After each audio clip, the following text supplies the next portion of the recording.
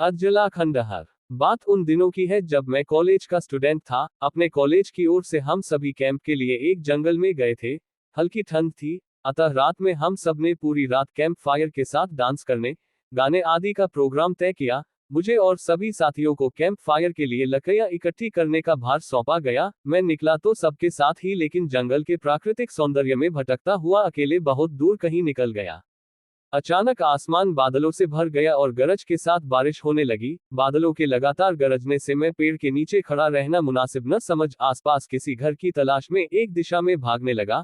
मुझे कुछ ही दूरी पर एक लाल ईंटों से बनी शानदार बिल्डिंग नजर आई। बिल्डिंग रोशनी से पूरी नहाई हुई थी और उसमें ढेर सारे लोग हैं, ऐसा दूर से ही लग रहा था। मैं तेजी से भागते हुए उस बिल्डिंग में जा घुसा और सामने से आती हुई एक खूबसूरत नर्स से टकराते टकराते बचा। नर्स ने मुझे घूर कर देखते हुए कहा, बहुत अधिक भीग गए हो, सर्दी लग जाएगी। उधर बाईं ओर एक स्टोर रूम है, वहां जाकर जो भी मिले उससे कहना सिस्टर जूलिया ने दूसरे सूखे और साफ कपड़े मुझे देने को कहा है, वह तुम्हें कपड़े दे देगा। मैं हक्का बक्का मुंह फाड़े सिस्टर जूलिया को देखता रहा। मुझे एकदम से ये समझ नहीं आया कि मैं क्या करूं। मेरी स्थिति देखकर सिस्टर जूलिया खिलखिलाकर हंस पड़ी और बोली, पहले तो तुम अपना मुंह बंद करो वरना मुंह में मच्छर घुस जाएंगे, और अब जाकर वैसा ही करो जैसा मैंने कहा है। मैं हल्के से हाँ मैं सर हिला सिस्टर की बताई दिशा में जाने को मुड़ गया। अभी कुछ एक 10 कदम ही चला होऊंगा कि मेरे कंधे पर किसी ने हाथ रखा। मैं चौंक कर पीछे मुड़ा और अपने सामने आर्मी की वर्दी में एक युवक को खड़ा मुस्कुराता पाया। मेरे चेहरे पर आश्चर्य का बादल अपना घर बना चुका था, जिसे देखते ही उस युवक को हंसी आ गई। उसने धीमे किंतु दृढ़ स्वर में कहा, मैं कैप्टन विनोद हूं और ये हमारे देश की आर्मी का हॉस्पिटल है। कैप्टन विनोद की बातों ने मुझे आश्वस्त किया। मैं अब धीरे धीरे सामान्य हो गया और मैंने कैप्टन विनोद को सिस्टर जूलिया की कही बातें बताई। सुनकर कैप्टन विनोद के चेहरे पर रहस्यमयी मुस्कान फैल गई और वे बोले, तो सिस्टर जूलिया से भी मिल चुके? जी। क्या मतलब है आपका? कुछ नहीं, चलो मैं तुम्हें सूखे कपड़े देता हूँ, चेंज कर लो, नहीं तो सच में सर्दी लग जाएगी। और मैं कैप्टन विनोद के पीछे पीछे एक बड़े से कमरे में पहुंच गया। कमरे के चारों ओर हरे रंग के पर्दे लगे हुए थे। एक ओर एक बड़ा सा बेड पड़ा हुआ था और उसके सामने एक सोफा था। बीच में एक टेबल था जिस पर 2 ग्लास, एक बड़ी बोतल ब्रांडी की और 1 या 2 पत्रिकाएं पड़ी हुई थी।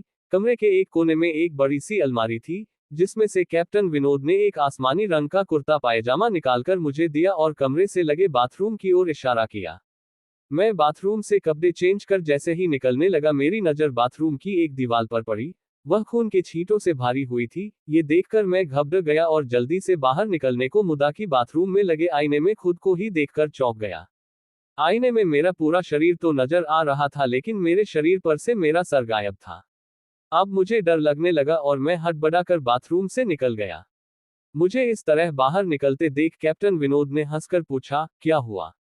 अरे हाँ, तुमने तो अब तक मुझे अपना नाम ही नहीं बताया। कहाँ जाओगे? बाहर बहुत तेज बारिश हो रही है, लेकिन तुम जाना क्यों चाहने लगे अचानक, यह मैं समझ नहीं पा रहा हूँ। कैप्टन विनोद, आपकी बाथरूम की एक दीवार पूरी खून के छींटों से भरी हुई है, और आपके बाथरूम में लगा आईना भी कुछ अजीब सा है। उसमें मुझे मेरा पूरा शरीर तो दिखाई दिया, लेकिन मेरा सर ही गायब था।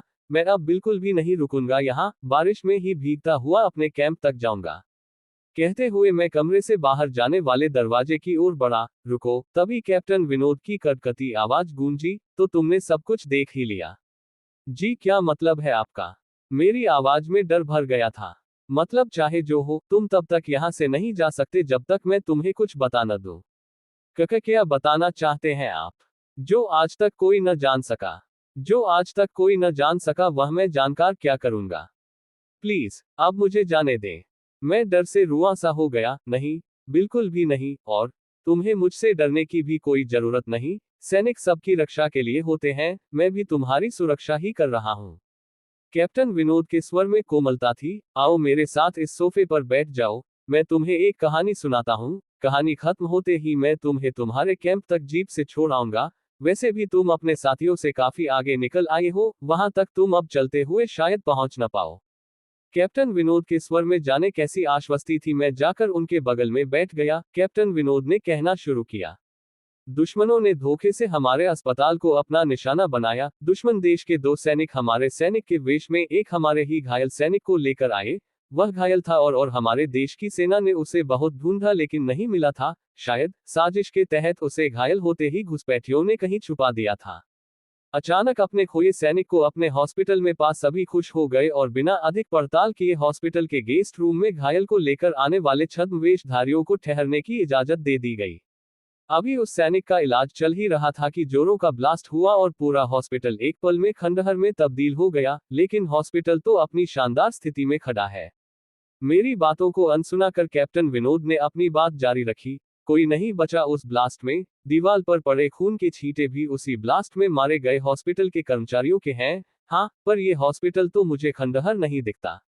जवाब में कैप्टन विनोद के चेहरे पर रहस्य भरी मुस्कान फैल गई और उनका चेहरा अजीब से भावों से भर गया। मैं उनके चेहरे को देखकर अंदर से दहल गया। फिर भी मैंने हिम्मत कर पूछा, आप उस ब्लास्ट में बच कैसे गए? सुनते ही कैप्टन विनोद ठहाका लगाकर हंस पड़े और मुझ पर एक भरपूर नजर डालते हुए कहा, ये कहानी आज से मात्र 10 वर्ष पहले की है और मैं तो आज से 50 वर्ष पहले मर चुका हूं। इसके आगे उन्होंने क्या कहा मुझे कुछ नहीं मालूम। चेहरे पर गीलेपन का एहसास जब काफी हुआ तो मैं जैसे नींद से जागा। मुझे घेरे हुए मेरे सभी सहपाठी और टीचर खड़े थे। मेरे आंख खोलते ही मेरे सर ने कहा, थैंक गॉड, तुम्हें होश आ गया। तो क्या मैं बेहोश था? हाँ, तुम जंगल में जाने कहाँ भटक गए थे। जब सभी लौट आए और तुम नहीं आए तो हम सभी मिलकर तुम्हें ढूंढने निकले। काफी दूर जाने के बाद हमने एक जीप आती दिखाई दी जिसमें एक आर्मी मैन तुम्हें पीछे की सीट पर सुलाए हुए हमारे कैंप को ढूंढते हुए आ रहे थे। उन्होंने हम सबको भी अपनी जीप पर बिठाया और कैंप तक छोड़ा। हमने उन्हें काफी रोकने की कोशिश की लेकिन वे ये कहते हुए चले गए, अभी नहीं रुक सकता, एक जरूरी काम है।